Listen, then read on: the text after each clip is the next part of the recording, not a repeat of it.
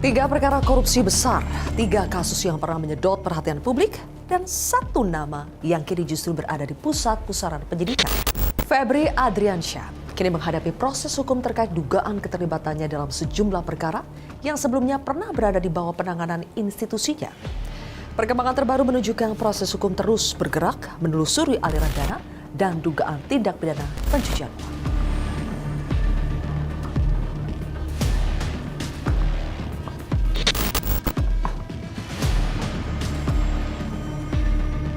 Kasus PT Asabri merupakan salah satu perkara korupsi terbesar dalam sejarah Indonesia.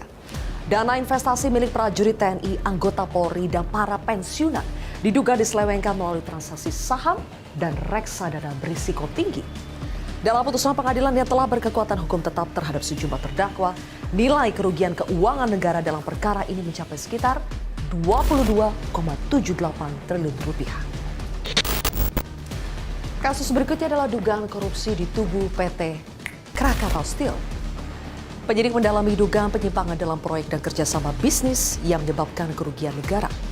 Perkara ini menjadi perhatian karena menyangkut salah satu BUMN strategis nasional yang selama bertahun-tahun menghadapi persoalan keuangan. Penyidikan masih terus berlangsung dengan pemeriksaan terhadap sejumlah pejabat dan pihak swasta yang diduga mengetahui rangkaian transaksi tersebut. Kasus ketiga berkaitan dengan proyek pengadaan batu bara untuk pembangkit listrik tenaga uap atau PLTU. Penyidik menduga terjadi penyimpangan dalam proses pengadaan yang mengakibatkan kerugian negara.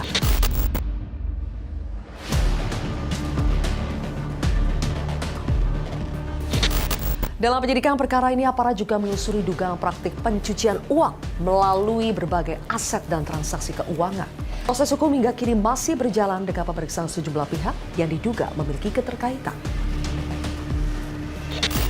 Dan sekali lagi dapat saya jelaskan bahwa Jampisus tidak ada keterkaitan dalam bisnis yang telah diberitakan di medsos seperti di Cipete. Ya. Yang kedua, ini tuh jelas pada masyarakat dan teman-teman semua. Bagaimana ada uang yang ditemukan di rumah Sentul, itu ada yang punya. Ada yang punya, ada kegiatannya, orang-orang kegiatan bisa ditanya, ya. Ada bangunannya, bisa nanti dicek. Penyidik kini mendalami apakah terdapat dugaan penyimpangan yang melibatkan dirinya dalam proses penanganan sejumlah perkara tersebut. Dan juga ada penetapan perindik dan penetapan tersangka atas nama FA, dan di saat bersama juga penyidik Kejaksaan Agung telah memanggil saudara FA untuk diperiksa sebagai tersangka.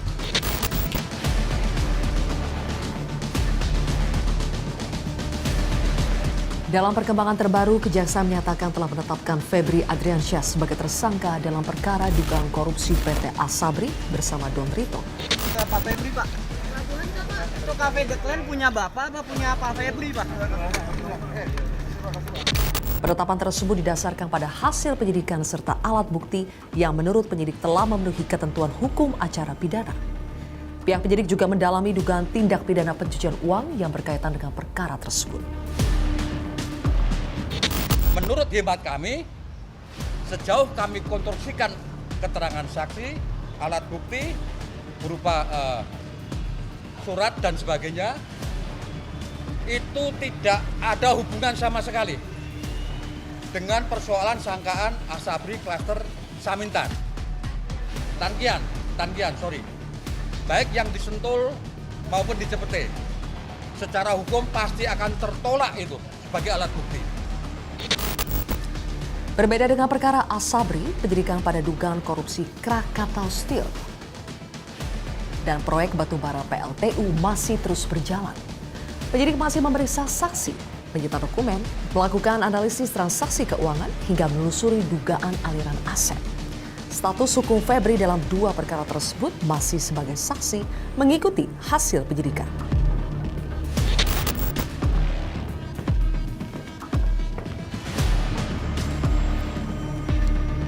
Untuk menangani perkara yang menyita perhatian publik ini, Kejaksaan Agung membentuk tim khusus beranggotakan 9 orang. Pembentukan tim ini dimaksudkan agar proses penyidikan berjalan lebih fokus, independen, dan akuntabel. Dalam beberapa kesempatan, pejabat kejaksaan menegaskan seluruh proses dilakukan berdasarkan alat bukti, bukan tekanan opini publik. Prinsip yang dikedepankan adalah setiap orang memiliki kedudukan yang sama di hadapan hukum. Hingga saat ini proses hukum terhadap Febri Adriansyah masih berlangsung. Seluruh dugaan yang disampaikan penyidik merupakan bagian dari proses penyidikan yang nantinya akan diuji melalui mekanisme peradilan. Dalam sistem hukum pidana Indonesia, penetapan tersangka bukanlah akhir dari proses.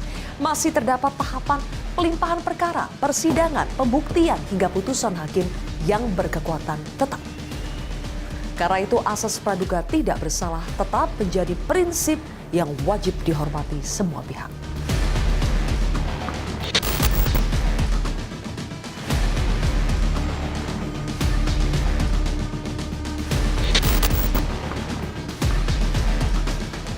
Korupsi bukan sekedar perkara angka. Di balik setiap rupiah yang hilang, terdapat hak masyarakat yang ikut terampas. Namun penegakan hukum juga tidak cukup hanya cepat. Ia harus transparan, harus objektif. Sebab pada akhirnya kepercayaan publik tidak hanya lahir dari keberanian menetapkan tersangka, tetapi juga dari keberanian menghadirkan keadilan. Inilah kontroversi selengkapnya. Jejak cuci uang Febri bersama saya, Zilvia Iskandar.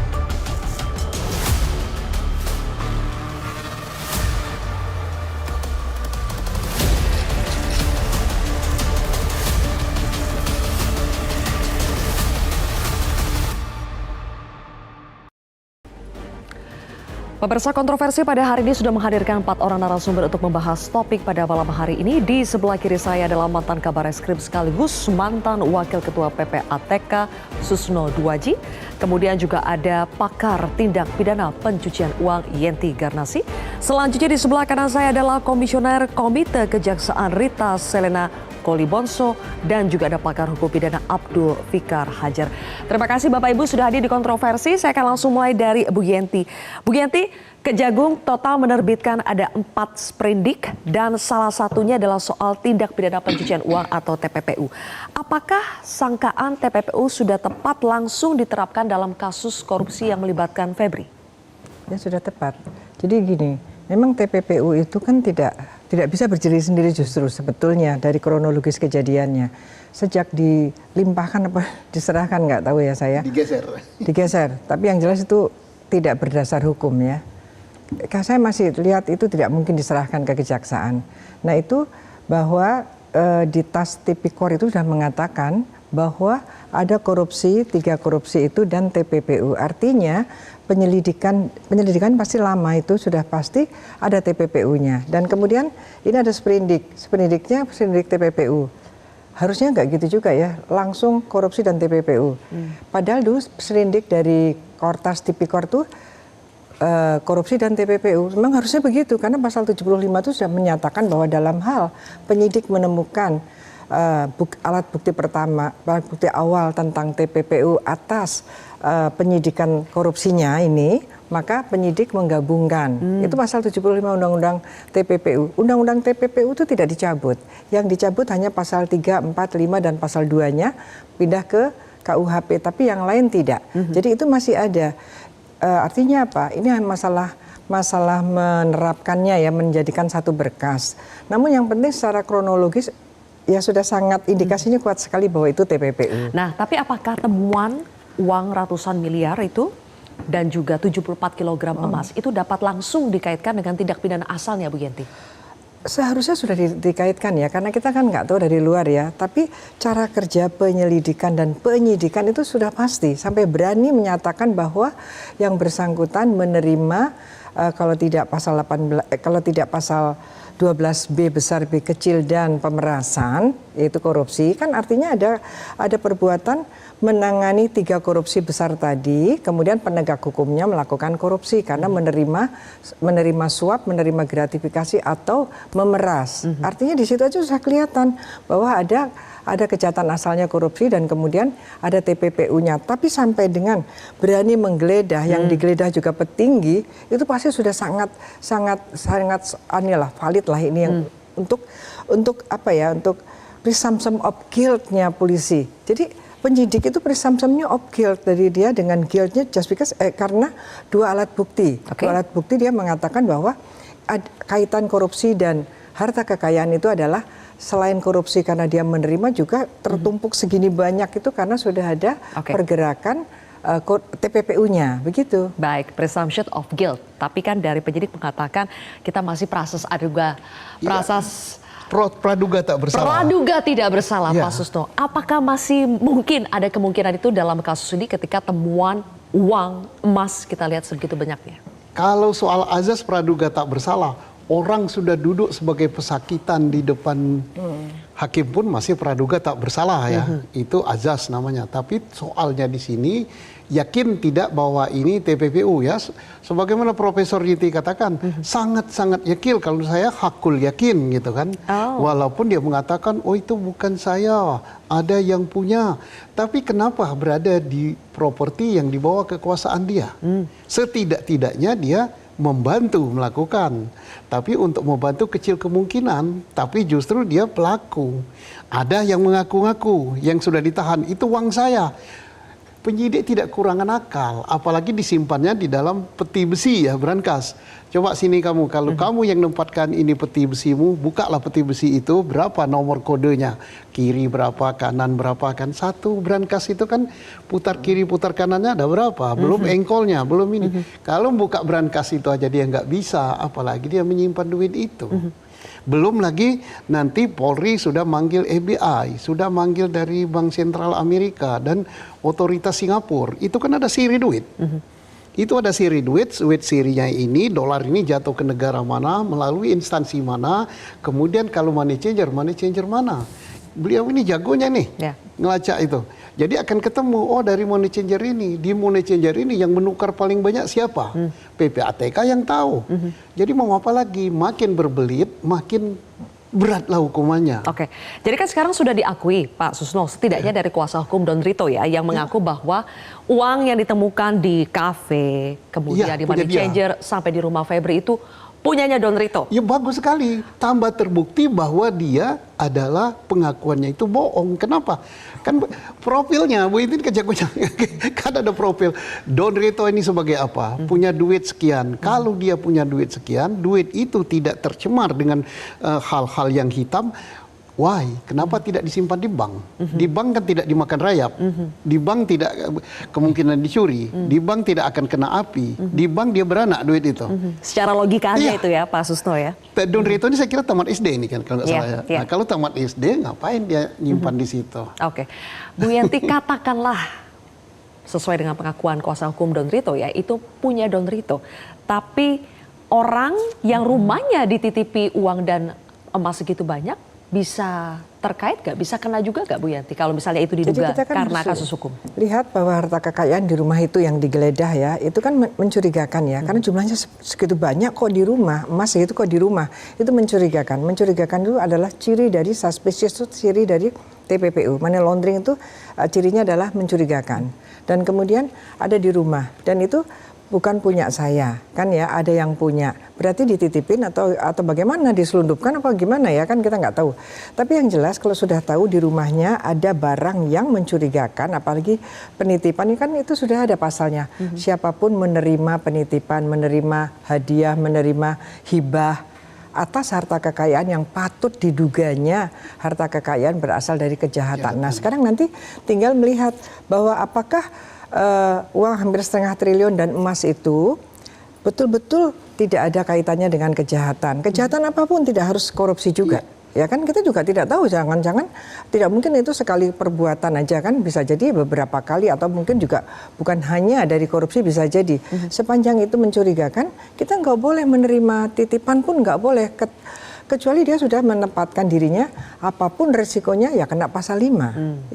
Itu nggak boleh juga. Orang menerima titipan sesuatu yang sangat mencurigakan. Kenapa mencurigakan? Karena yang tidak mencurigakan kemungkinan hanya di bawah 500 juta. Itu mungkin masih bilang ya, karena tidak ada dilaporkan dan sebagainya. Dan ada money changer. Money changer itu juga merupakan modus TPPU. Bisa jadi money changernya juga memang bagian dari dia. Itu bisa jadi tidak lapor PPATK, Pak, kalau yang begitu. Nah, ini jadi kita mesti harus kejar betul ya, modus-modus itu kan berkembang. Tidak harus money changer yang tidak ada kaitannya sama sekali. Baik. Kita harus lihat betul-betul dilihat money changer dan sebagainya ini, adakah money changer itu memang juga untuk penampungan apa tidak terhadap harta kekayaan, bukan saja dari yang sedang ini, tapi juga dari korupsi yang 3 tadi harus dibuka semua. Baik, Bu Yanti. Pak Fikar, katakanlah kuasa hukum Don Lito itu sudah mengatakan uang yang dititipkan itu untuk kebutuhan ada beli terkait dengan pembangunan pelabuhan, kemudian juga dana operasional, pesantren, kemudian juga yayasan, ada peruntukannya. Tapi apakah itu bisa melepaskan dugaan keterlibatan terhadap Febri atau justru menambah dugaan keterlibatan Febri? Justru menurut saya yang kedua itu justru menambah keterlibatan Febri, ya. Kenapa? Mestinya kalau memang itu dana itu atau barang itu bukan milik dia, kan seperti Pak itu tadi katakan, ada sebenarnya tempat penyimpanan atau bahkan bank itu kan juga punya deposit box yang bisa disewa dan sebagainya. Sebenarnya maksud saya gini, kalau bukan itu barang ada indikasi hasil usaha yang tidak legal gitu ya, kalau bukan itu mesti dia akan akan taruh atau akan letakkan pada proporsinya. Maksud saya pada tempat-tempat yang memang untuk penyimpanan gitu. Tetapi dengan menyimpan pada tempat-tempat yang kalau polisi nggak dobrak tuh nggak akan ketahuan ya kan. Nah, kok justru kan itu artinya di bahasa Betawinya tuh diumpetin, disembunyikan, gitu ya, disembunyikan sampai kemudian polisi melakukan upaya paksa, ya, penggeledahan dan pendobrakan bahkan langsung penyitaan. Nah itu artinya apa? Artinya itu menjadi indikasi bahwa uang-uang dan emas-emas itu, gitu ya, menurut saya statusnya menjadi ilegal gitu, statusnya menjadi kalau pakai bahasa agama haram gitu ya, tapi hasilnya menjadi sebenarnya itu bisa disebut juga sebagai hasil kejahatan gitu. Nah karena itu ya menurut saya mestinya itu sudah cukup membawa dan ini. Sebagai pemilik rumah itu bisa terjerat sudah juga, bisa dijerat. Gitu. Katakanlah dia tahu atau tidak tahu. Betul. Karena ketahuannya itu, karena kesadarannya itu sebenarnya begitu. Oke, baik. Kalau Bu Rita melihat bagaimana Komjak menilai setelah kasus ini diserahkan kepada penyidik di Kejaksaan Agung, evaluasi dari Komjak sejauh ini seperti apa secara profesionalisme dan juga transparansi yang dilakukan oleh penyidik Kejagung? Iya, kami bekerja sebagai lembaga eksternal yang melakukan pengawasan, pemantauan terhadap kerja-kerja dari jaksa. Saya kira mulai dengan proses berkas itu masuk ke dalam kejaksaan, karena kemudian jaksa bekerja terkait dengan melengkapi penyidikan, ya, dan juga terbukti dengan sprindik yang dikeluarkan 3 pertama itu terkait dengan tindak pidana korupsi, ya, dengan tersangka FA, ya. Dan kemudian sekarang masuk ke TPPU, dan kami juga memantau secara langsung apa yang dikerjakan dan pemanggilan saksi-saksi yang berlangsung cukup banyak dan itu cukup maraton ya dilakukan, dan juga kemudian kesertaan dari KPK dan juga beberapa lembaga-lembaga terkait, ya, yang kemudian masuk di dalam berita acara dan juga persiapan bukti-bukti dan juga terlihat penambahan jumlah tersangka, karena kan dalam perkara tindak pidana korupsi dan TPPU ini nggak mungkin hanya dilakukan oleh 1 atau 2 gitu ya. Jadi saya kira ini satu progres ya yang terjadi. Kami tentunya sebagai pengawas eksternal, karena di dalam juga ada pengawas internal, Jamwas gitu ya. Kami melihat itu menjadi sesuatu yang berjalan dulu, belum sampai ke dalam hal-hal yang kita diskusikan secara substantif ya. Jadi ini adalah upaya yang sangat kuat ya untuk bersama-sama untuk menyiapkan perkara ini untuk sampai kepada berkas penuntutan dan kemudian ke pengadilan. Setidaknya sudah ada progresnya ya, Bu Rita ya. Baik, nanti kita akan lanjutkan lagi Bapak dan Ibu, tapi kami harus sudah sidak pemirsa, tetaplah bersama kami di Kontroversi.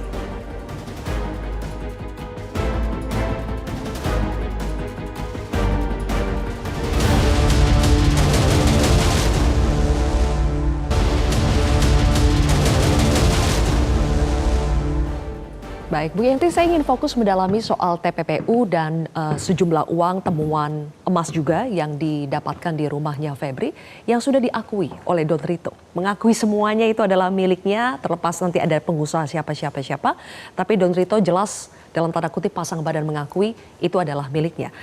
Apakah itu bisa melepaskan Febri dari jerat TPPU? Sangat tidak ya, itu kan dia mengakui. Pengakuan itu juga paling KUHP lama dan sekarang juga paling rendah dan tidak ada artinya lah. Kita bukan sistem seperti pengakuan, mengejar pengakuan. Tanpa pengakuan pun kalau ada bukti-bukti cukup dan memenuhi semua unsur itu kena gitu ya.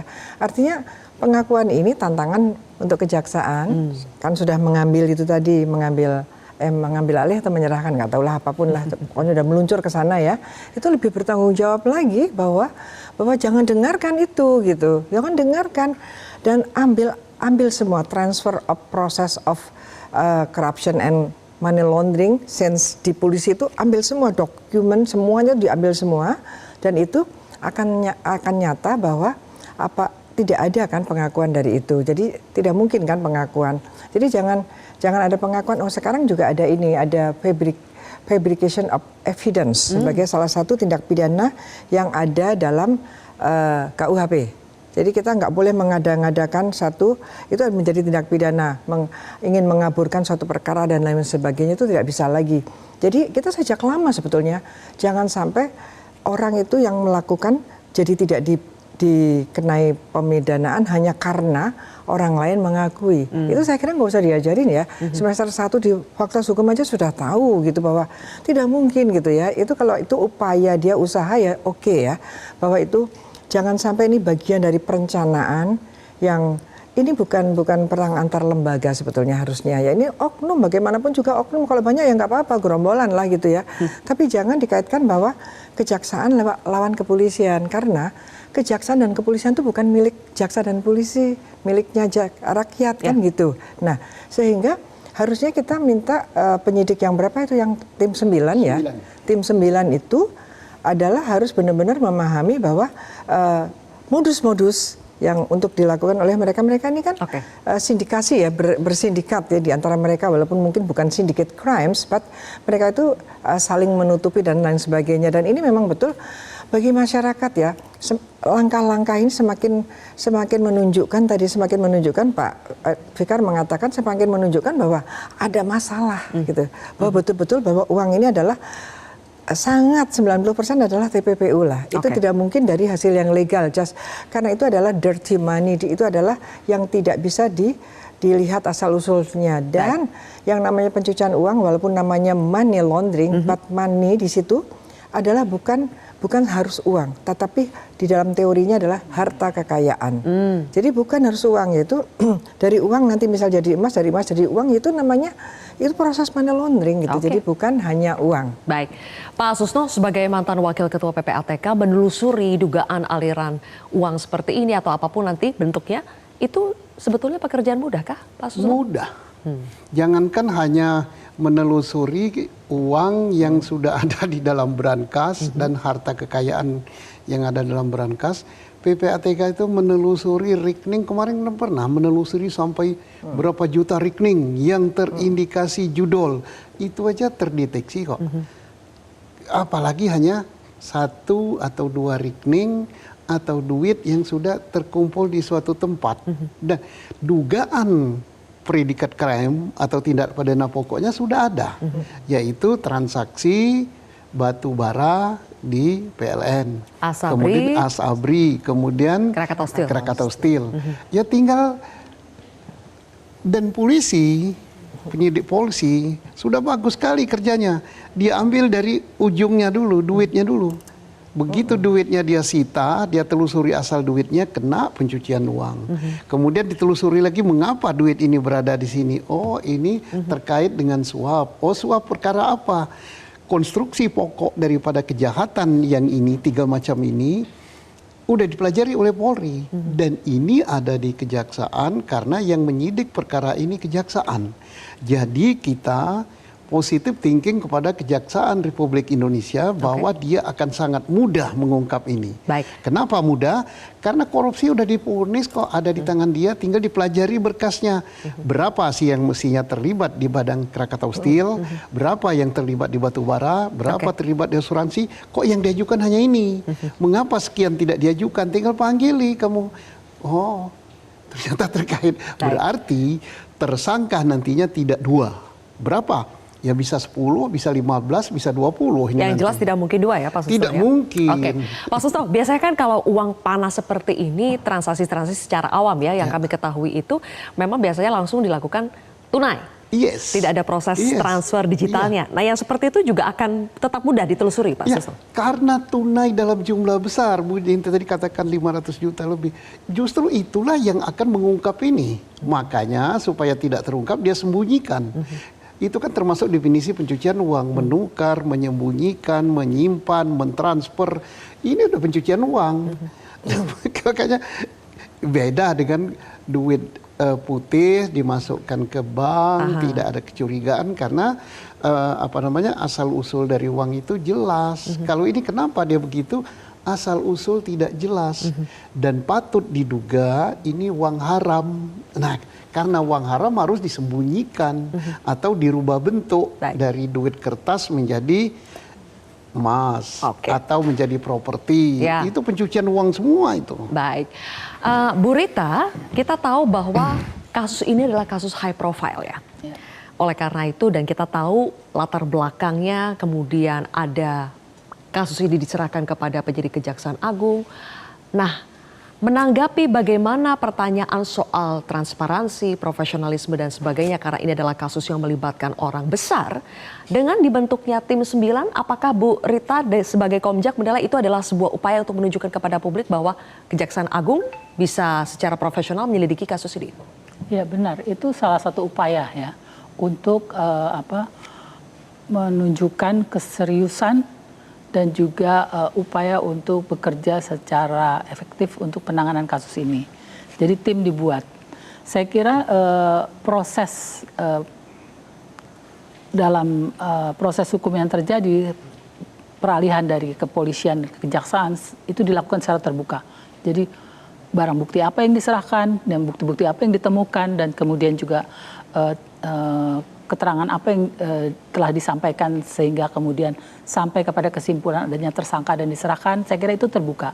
Nah, tim ini menerima semua berkas dengannya dan kemudian bekerja untuk proses penyidikan, persiapan perkara untuk penuntutan secara independen ya, dan tidak terpengaruh dengan bahwa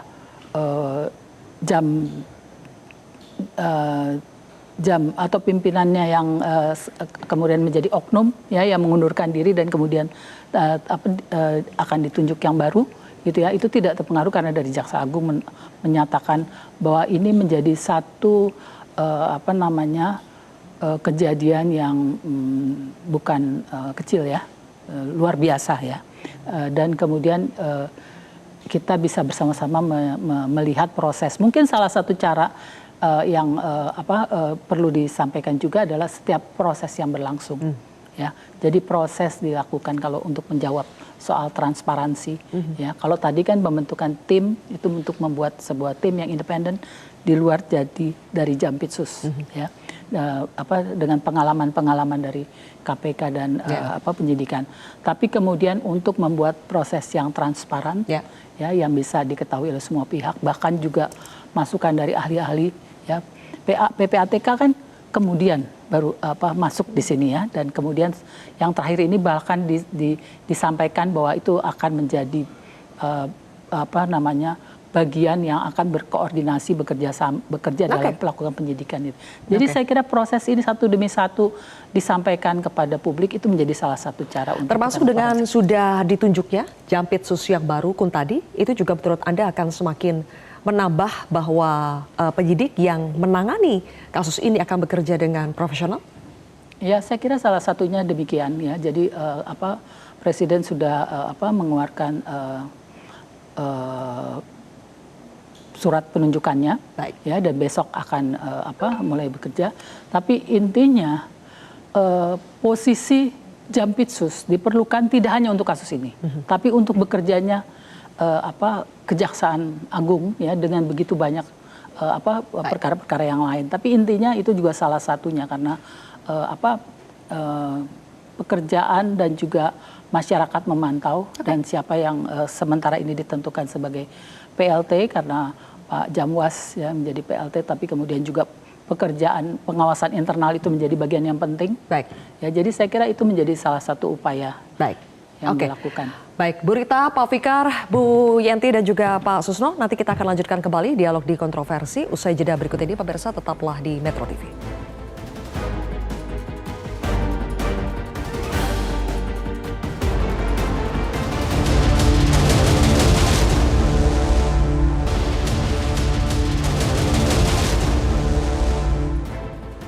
Baik, kembali kami lanjutkan lagi kontroversi pemirsa. Pak Fikar, sekali lagi ini adalah kasus high profile. Biasanya kasus yang high profile seperti ini melibatkan mantan petinggi dari sebuah institusi. Risiko atau kesulitannya apa, Pak Fikar? Ya, yang sudah kita saksikan ya, ada upaya dari pimpinan tertinggi dalam hal ini Presiden ya memanggil mereka yang terutama yang berkaitan dengan institusi-institusi yang terlibat. Itu kan isunya bagaimana menghindari ada benturan antar institusi. Itu sebenarnya yang dilakukan oleh Presiden itu. Sehingga ketika umpamanya kepolisian itu menangani di penyidikan, ya mestinya kan kalau kita tunduk pada ajas diferensiasi fungsional, pembedaan fungsi di antara penegak hukum itu mestinya ya sudah penyidikan itu full mestinya ditangani oleh kepolisian kan begitu. Tapi ternyata kan saya dengar ada saran, udah serahkan saja pada kejaksaan, biar kejaksaan sendiri yang. Kalau sekarang karena sudah ditangani oleh kejaksaan, menurut Pak Fikar masih adakah risiko itu atau ini akan berbeda lagi? Nah ini yang kemudian juga ternyata tidak memecahkan masalah secara keseluruhan. Ada juga anggapan dari masyarakat artinya begini, kenapa tidak diserahkan ke KPK saja gitu, umpamanya kan gitu. Institusi yang memang netral gitu, yang memang meskipun isinya polisi dan jaksa juga, KPK juga isinya polisi dan jaksa gitu ya, tapi relatif independensinya ada gitu. Maksud saya yang dulu, kalau yang sekarang ini agak susah juga, belum kelihatan performanya ya. Maksud saya mestinya seperti itu gitu. Ada tapi keterlibatan kan dari PPATK misalnya Pak Fikar, apakah itu sudah cukup membantu? Kenapa? Selain KPK kan ada keterlibatan dari PPATK, apakah itu cukup membantu? Oh, PPATK secara fungsional ya mestinya harus berfungsi gitu. Karena memang dia kan menyelidiki, ya itu tadi penyamaran uang haram yang kemudian disamarkan lari ke sana ke sini. Nah, saya kira itu fungsinya KPK akan efektif di situ. PPATK gitu. ya. Nah, karena itu menurut saya harus didukung oleh semua lembaga-lembaga yang fungsional. Di samping itu tadi profesionalitas kejaksaan itu memang harus ditujukan benar-benar gitu. Ya, artinya baik dalam pekerjaannya maupun dalam perlakuan terhadap mereka yang terlibat gitu. Kalau sekarang Pak Fikar baru dari yang diduga sebagai penerima ya. Tapi yang pemberi suap ini kan masih dipertanyakan. Belum ada tersangkanya. Nah itu yang ingin saya katakan itu ya. Saya yakin Febri juga tidak kerja sendirian gitu loh. Tidak kerja sendirian. Di samping itu tadi ya penyuapnya dari beberapa kasusnya kan sudah disebutkan itu beberapa kan ada beberapa kasus. Nah itu sebenarnya kan tinggal kalau kejaksaan peka gitu ya, mestinya dia sudah bisa itu merangkum sebuah tim berapa 9 ya. Tim 9 ini sudah bekerja dengan optimal sebenarnya. Karena indikasi bukti itu sudah banyak gitu sebenarnya. Kalau mereka mau kembangkan ini gitu. Nah, cuma kan soalnya ya itu tadi ya, yang kemudian ada orang bilang jeruk makan jeruk lah, apa segala macam. Nah, itu yang kemudian juga menghambat kerja-kerja tim ini gitu. Nah, maksud saya mestinya ya meskipun Pak FA itu masih jaksa aktif ya, walaupun tidak menjabat lagi, tapi kan dia sudah ditempatkan sebagai tersangka. Ya itu pun ya, status itu pun kemarin kan juga jadi polemik kan. Begitu masuk ke kejaksaan, statusnya kembali jadi saksi lagi dan sebagainya. Itu juga persoalan sebenarnya. Walaupun udah dijawab juga. Baik, Pak Fikar, kita kembali menelusuri soal bagaimana mencari Bu Yenti, pemberi penerima dari uang-uang panas ini, dari harta-harta panas ini. PPATK, sejauh mana keterlibatan PPATK bisa kita andalkan, Bu Yenti? Ya, PPATK itu kan ini kasus yang lama, sebagian kasus yang lama kita juga nggak jelas ya. Asabri yang mana, saya sendiri waktu itu kalau nggak salah di Asabri itu berapa ratus ribu transaksi juga itu ya, karena saya juga ikut gelar, ikut ke pengadilan juga ya, seperti itu. Jadi harusnya PPATK kan sudah ada daftarnya gitu ya, tapi kan baru kemudian. Nah, kemungkinan besar justru yang sekarang ini ada mungkin lolos dari PPATK karena tidak masuk sensornya PPATK, karena itu yang dilakukan mereka. Secara tunai itu Bu, yang tidak lolos sensor PPATK atau bagaimana? Iya, artinya ini kan jelas ya disimpan di rumah, tidak ditransfer. Itu gimana mau sensor gitu kan? Karena kan kemungkinan juga emas ini emas dari mana ya? Padahal toko-toko perhiasan, emas, logam mulia itu harusnya juga ada masuk dalam radarnya PPATK. Tapi kan sepertinya enggak. Kalau memang ada, tapi PPATK juga diam saja sampai saat ini, didiamkan saja, nunggu meledak, ya ini juga harusnya PPATK juga dipertanyakan, ini tahu enggak gitu kan. Kalau posisinya seperti ini, sekarang kita menemukan hampir setengah triliun, dan PPATK baru terlibat, dan ternyata ini sebetulnya sudah masuk radar yang lalu, kita boleh mempertanyakan apa nih peran PPATK sebetulnya. Kan nggak bisa juga. Kemungkinannya adalah ini tidak bisa, tidak mungkin. Kecuali money changer. Tapi money changer itu juga sepertinya ada kaitannya. Dan modus menyembunyikan hasil kejahatan, dan orang-orang yang mempunyai hasil kejahatan itu bisa jadi dia itu membuat sendiri money changernya. Izin bisa saja diketahui, tapi mereka sendiri itu adalah modus. Dan kalau sekarang kita tercengang seolah-olah, wah ini kok paket komplit semuanya sudah ada. Tetapi sebetulnya tahun 1988-an di Amerika itu biasa terjadi seperti ini. Jadi apa yang susah gitu? Jadi ini mudah sekali sebetulnya kalau mau diurai semuanya. Apalagi yang terakhir batu bara itu terjadi dari 2018 sampai dengan sekarang 2025 lah paling tidak. Itu kan pasti sudah terjadi banyak sekali money launderingnya, korupsinya juga jalan terus. Nah, setiap saat itu kan ada penyerahan. Jadi sebenarnya ini udah kerja bagus dari polisi ya, sebetulnya penyidik kepolisian. Tapi kemudian kan seperti ini Mbak Rita ya, artinya kok seperti dimentahkan kembali. Jadi ini harus, kalau mau begini, kita harus menggunakan seperti sistem mutual legal assistance on criminal matters but tidak berbeda country. Ya, tapi harus seperti itu, semua dokumen serahkan semua. Semua keterangan serahkan semua, dan jangan mundur, jangan akan memeriksa kembali. Tidak perlu ulang lagi prosesnya Bu ya? Tidak, lanjutkan saja yang sudah dilakukan oleh dan penyidik melebar kan begitu. Kalau itu kita lagi melihat lagi, itu yang membuat masyarakat jadi marah gitu ya. Nanti saya minta tanggapannya dari Bu Rita dan juga Pak Susto, tapi kita jeda terlebih dahulu. Pemirsa, Kontroversi kembali sesaat lagi.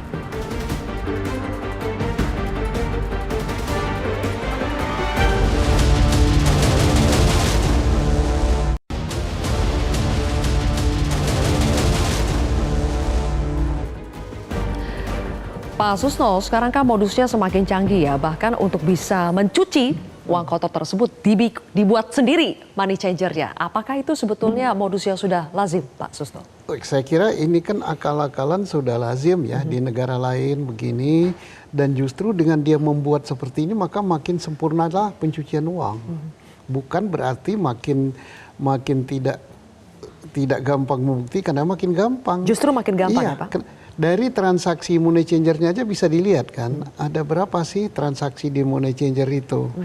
Saya kira dapat dihitung dengan berapa, tapi kenapa kalau ditransaksikan di situ bisa mengumpulkan uang 500 triliun lebih. Nah kemudian kalau betul money changernya ini money changer yang bagus gitu kan ada catatan siapa yang menukar uang di situ, uang apa yang ditukar. Kan makin gampang untuk membuktikannya dari money changer itu. Dan saya sependapat dengan Bu Yenti bahwa kalau kita lacak di perbankan mungkin tidak terlacak karena mereka tidak menggunakan instrumen bank. Tetapi di dalam definisi pencucian uang itu menyembunyikan masuk, menukar atau mengubah bentuk masuk, membelanjakan masuk, menerima titipan masuk, banyak sekali. Menerima titipan masuk juga ya Pak Susno ya? Jadi beliau merumuskan klausal pasalnya gitu. Jadi untuk lepas dari jeratan pencucian uangnya sulit. Setelah itu kan ada kewajiban untuk membuktikan dari mana itu. Nah ini akan menyasar ke tindak pidana asal. Apakah ini berasal dari pemerasan, apakah ini berasal dari suap, apakah ini berasal dari transaksi lain. Nah suap, pemerasan, pemberian, gratifikasi untuk seorang pejabat ini korupsi. Nah setelah korupsinya baru korupsi di bidang apa? Oh terkait dengan batu bara, oh terkait dengan asuransi, oh terkait dengan KS, Krakatau Steel. Jadi ini saya kira makin sempurna, makin gampang buka ini. Tak ada sulitnya. Lebih sulit orang membuktikan terjadi tindak pidana pencurian jemuran. Ya kenapa? Kalau jemuran tuh kita nggak jelas siapa yang maling ini.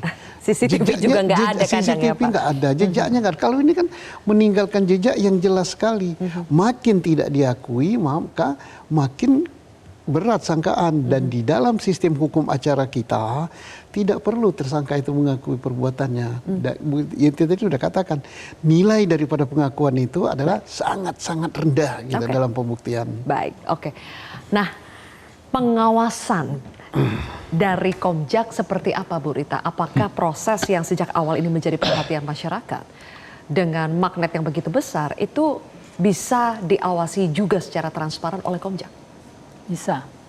Ya, jadi pengawasan yang dilakukan sebenarnya semua ya terkait dengan apa-apa saja yang disampaikan, apa saja yang dibahas seperti ini ya. Dan juga tadi saya mau merespon sedikit ya apa yang dikatakan oleh Ibu Yenti ya, bahwa justru semakin lengkap Bu. Jadi dari apa yang kita saksikan dari pertama kali dari kepolisian ya, dengan hanya tersangka hanya disebut 2 orang ya waktu itu ya, dan sekarang bertambah lagi. Dan 9 orang yang menjadi tim yang bekerja ini diharapkan atau juga kami menyaksikan bahwa mereka gencar sekali menambah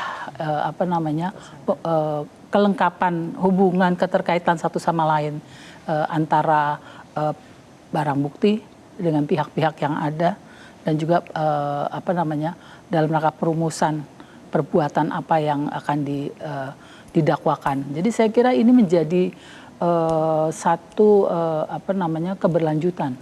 Dan juga satu yang tidak dilepas adalah di dalam KUHP itu kan juga diatur tentang koordinasi antara aparat penegak hukum dalam hal ini kepolisian dan juga kejaksaan dan juga supervisi dari KPK dan PPATK. Saya kira ini menjadi bagian ya yang terbukti terakhir bahwa TPPU melibatkan semua pihak dan kalau dari Komjak pun kami secara fisik kami juga menyaksikan dengan peran yang atau mandat yang diberikan kepada Komjak mengawasi, mengikuti ya, dan sekarang ini kami pun juga karena kemarin kami sudah tahu bahwa di area gedung Kejaksaan Agung dan tentunya diharapkan itu tidak terjadi konflik of interest antara mereka yang melakukan tugas penyidikan dengan apa yang dilakukan pemeriksaan.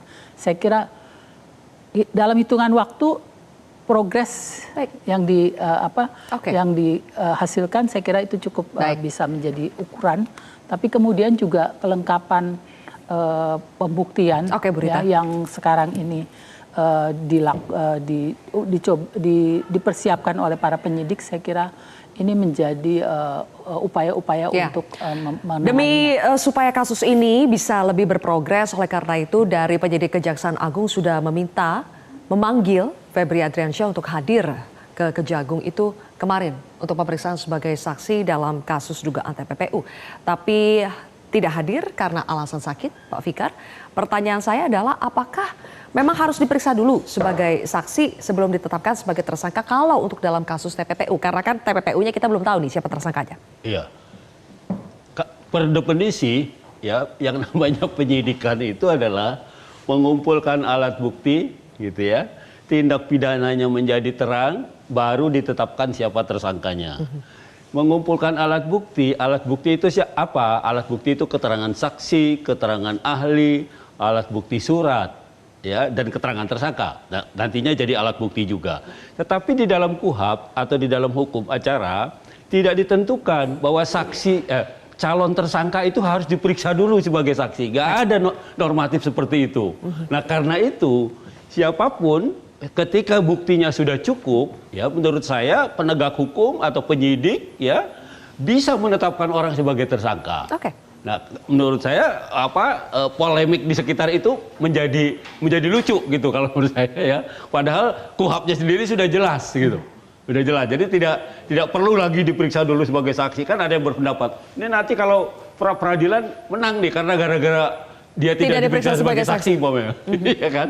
Menurut saya itu pendapat itu ya boleh aja, kalau pendapat kita hormati. Tapi gitu menurut ya. Anda tidak begitu ya Pak? Tapi tidak begitu. Tidak perlu diperiksa sebagai saksi? Iya, tidak harus seperti itu. Terima kasih Pak Fikar, Bu Rita, Bu Yenti, dan juga Pak Susto atas waktunya. Sayang sekali waktu kita sudah habis.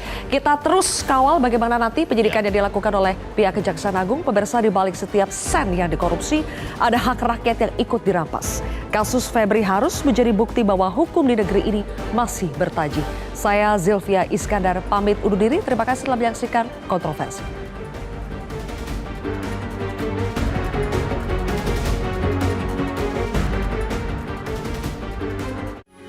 Metro TV. Jelajahi cara baru mendapatkan informasi. Download Metro TV Extend sekarang.